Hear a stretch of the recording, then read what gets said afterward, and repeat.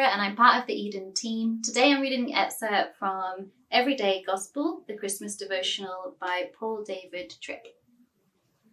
Jesus is the grace of God come to earth. Once, on a speaking trip, I stayed at the home of a wealthy family.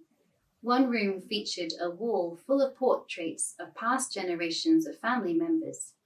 My host explained to me that in the days before camera, itinerant painters would travel from city to city in search of well-to-do clients to sit for a portrait. Since painting a portrait takes time, the painter would typically live with the family in a guest house or room until the painting was complete.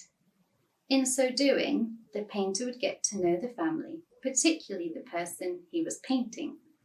Good painters were known for their ability to capture the essence of the lifestyle, personality, position, and work of their subjects. If you were to paint a verbal picture of Jesus, what words would you use to capture who he is, what he came to do, and what he continues to do in and for those who put their trust in him?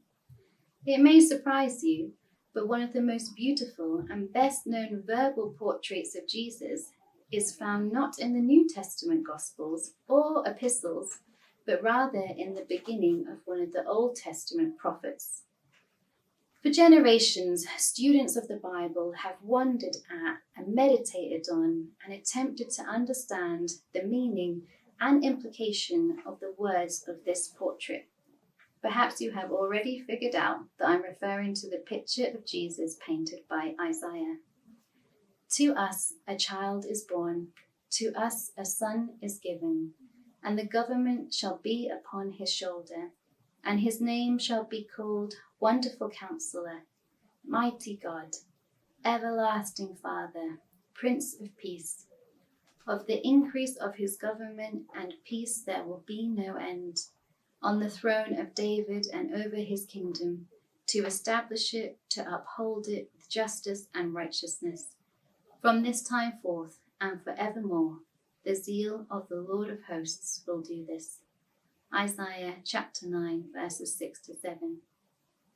Jesus is everything Isaiah depicted. Jesus is our source of wisdom, the power by which sin is defeated, the one who adopts us into the family of God forever, and the means by which we have peace with God and with one another. And his kingdom of peace and righteousness will never end. He is the hero at the center of God's plan of redeeming grace, and nothing will impede God's zeal to complete his plan. It is right to say that in Jesus you find everything you need in order to be what you were meant to be, to do what God designed you to do, and to enjoy life as God meant for you to enjoy it. Jesus is life. Jesus is hope. Jesus is the grace of God. We will spend eternity worship and celebrating him, so why not start now?